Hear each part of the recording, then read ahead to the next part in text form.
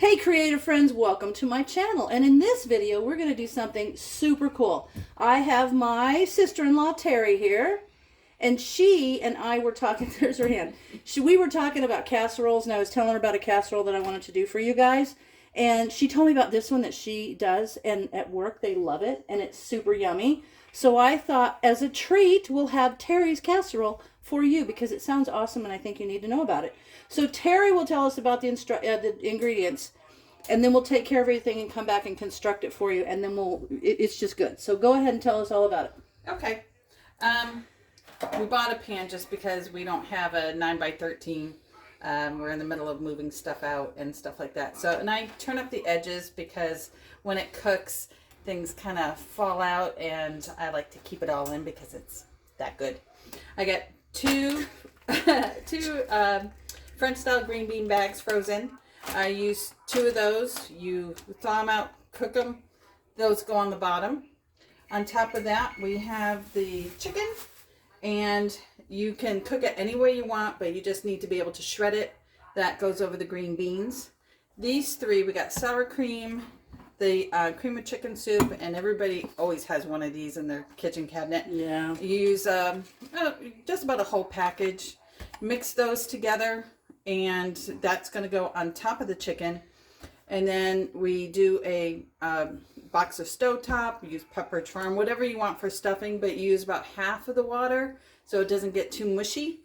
And then that's the top layer, and you foil it, put it in the oven, and that's basically how it goes. And this is one of those, well, a couple things. Number one, we're going to do where we're boiling the chicken so that we can shred it. But those of you that do ugly chicken or home canned chicken, this would be a great way to use that. You wouldn't even have to do the pre-cooking of the chicken because it's already ready to go. And you could use the liquid from the broth, from the canning of the chicken, as the liquid in the stuffing, which would be awesome. Flavor. And I like the way Teri is telling you about this recipe, kind of the way I do. The way she uses words like some of and a little bit of instead of actual measurements, because Taste. It's always to taste. You know what? You measure with your heart. Okay? So let's get all the things. We're going to cook the chicken, get the beans ready, and we will come back when it's time to construct. Yeah, we'll show you how it layers. All right, so we'll be back shortly. All right, friends, we're back. And what has happened now is the beans, Teri just did them in the microwave. We boiled the chicken and kind of shredded that up. So she's going to finish that part. Just covering the beans with the chicken. And we were talking about this. It's super cool. You can see how half that was done. You can cut this down in half, or you could make it bigger. You could do whatever you want because there's no real measurement. It's just kind of like broccoli would be good. Yeah. Yeah. You can do anything you want. Anything you want. And just spread it out. See that? That's like a potluck casserole. That's like, this is a really good thing to bring for potluck. You can make it ahead of time. You can freeze it. It's, something good leftovers. Yeah, great leftovers. And the cool thing is, is, better the second day. Does it? Yes. Yes. The cool thing too is that if you have this kind of thing, you don't have to worry about having like a vegetable to go with it and stuff. So we're just making some muffins or some biscuits to go with it. So now she's gonna make the topping, the sauce. The sauce. The sauce makes it. This is a can of cream of chicken soup. Yep. My daughter uses cream of mushroom, so it doesn't matter. It's a catch-all. You can do whatever you want. And this casserole is actually really similar to the one that I'm going to show you again. We'll probably do another one from one of the old cookbooks.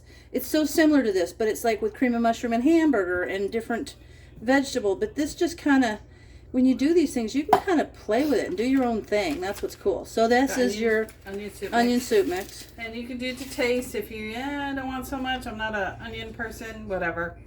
It's always to taste like anything else. I kind of mix that first. I'm not a sour cream kind of gal. So I love sour cream. I don't know. I never have been. So I kind of add sour cream as I go. Okay. But, you don't need these. No, we don't need those. Yeah. All right, some sour cream. And then you're just going to spread it over the top? Spread it over the top of the chicken. And, okay, then when we get to the other part, I'll tell you some more. I'll put in at least half of it. And then kind of give it a little taste. That looks good.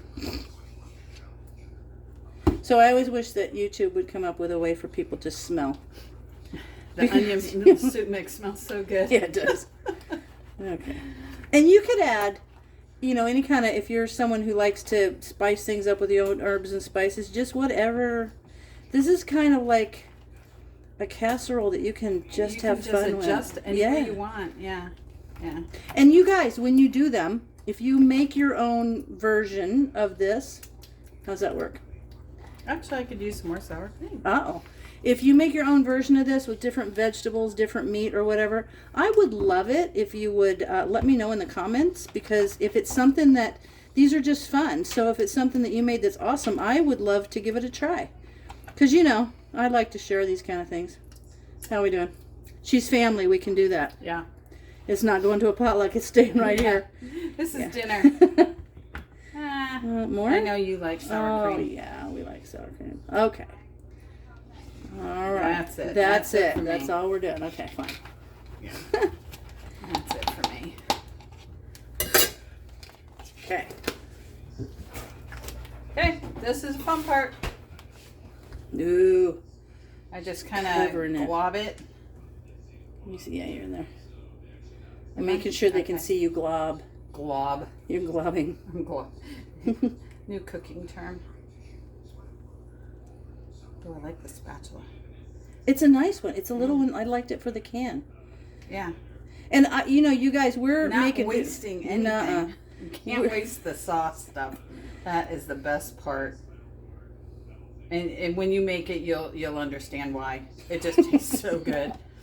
And actually, most people are like, "Can you make extra?" Because it's so good. Didn't you say you have someone at work that you make an extra little patch Yeah, for? yeah, I do. She just loves this stuff. And you just spread it. Oh God, it smells so good. And that is, yeah, woo, like I'm frosting a cake. Okay. So now, Okay. all right. Gotta get every bit. Dang it. She likes it. All right. So now there's the stuffing part. And the one little box for this size, that one little box of a stovetop probably would not have been enough. So we have added to it. We have didn't use it at all. Oh, we went and got a bag of Pepperidge Farm. We got this kind. It's and just this a bit bigger than the little box of stovetop. the 12-ounce size. This is already hot water. So we're not following the directions. Yeah, you add less. Less water. Because you want it to stay like crispy. Let's see here. There you go. And there's some butter. Yeah, add a little bit of butter. Everything's better with butter. Paula Deen. Yeah, everything is. She started cooking better though, like more healthy things. Yeah, she's a diabetic. I know it. I did not know that. You would think I would be, because I love sugar. I've cut it out though. I've cut a lot of sugar. Salt I have to cut out. Yeah. That's a rule, according to my doctor. I don't eat a lot of sugar. I'm a diabetic. But see, Brian and I under eat. Control. Brian and I are sugar eaters, and I'm really super sensitive to salt. Like my rings get tight. It's bad. I can tell when I eat salt. You like salt though, don't you? I have learned to not. No. When I was little, I used to put salt on everything before I'd even taste it. Yeah. And my dad would be like, "Yeah, what are you doing?" So I kind of got out of that. My daughter peppers. I pepper everything. I put pepper in my ketchup to dip my fries So in. see how it's still kind of crumbly? It's not too wet. Oh, that's a chunk of butter. But yeah, it's kind of more crumbly than really wet, if that makes sense. So I think I didn't even use maybe a 3/4 of a cup of water. Maybe. Because it's going to absorb a lot out of the soup anyway, because that's going to get liquidy. Okay. This is fun part number 2. Mm-hmm. Wait, I want to make sure you can see. Okay, scoot that way. Oh. Perfect. They got to see the whole thing. And then you just put this on top. Now this is going to go in the oven. While you're doing that, I'll explain. This is going to go at like 350 for half an hour, covered with foil. right? Yep. And then we take the foil off and let it go for like 15 more minutes so this can like crispy up a bit. Crunchy. Everybody likes that. Yeah, crunchy, they like the crunch. Crunchy Thanksgiving stuffing, you know? Yeah, they do. That's the best part. That's it. I'm going to get some foil out. And then you just strategically place it when you get to the edges. This is why this is why I raise the edges. Roll the edges up. Yeah. So here's the thing: if you guys have a built pantry, or you're working on a built pantry, you could even use your freeze dried or dehydrated French cut beans. You just rehydrate them. Awesome. You could use your home canned chicken. And the other things are just staples, like the onion soup mix and the stuffing. Those are just staples that could be in any kind of pantry. So this is super. And you see how that one bag, perfect. Perfect. Yeah, so perfect. Does not look good. It does. All right. So what we're going to do is we're going to cover this. I'll switch places with Okay. you. All right. Am I covering? You're covering. All right. I'm going to cover this with I'm foil. gooey. The oven is already preheated. Okay. And I'm going to do it. I like to do it a little loose. I hate it when people pull it so Yeah. tight. You got to give it some room. You don't poke holes or anything. Nope. Okay. No holes poked. That's We're it. covered. It's going in an oven at 350 for 30 minutes. We'll take the top off and let it go for 15 more minutes. And then we're going to bring you back and show you a finished awesome product. All right, friends, it's out of the oven and it smells amazing. We've got some biscuits that we made, and now Teri is going to scoop this onto a plate so we can take a look. Oh my God. It smells so good. Look at that hot. Oh, nice. Look at the sauce. The sauce is awesome. Okay. All right. It falls apart, but It falls apart, that's but it's okay. good. Check that out. I'm going to taste it. You want to taste it? Come over here. Want to try? All right. Brian's going to taste it. It's the It's work of hot. your Be sister careful. and your wife created this awesomeness for you. Trying to kill me. And all right. Be careful. We're on it's it. Hot. We're looking at you. Tasting it. Boy, it's hot. Yeah, it's hot. Mmm.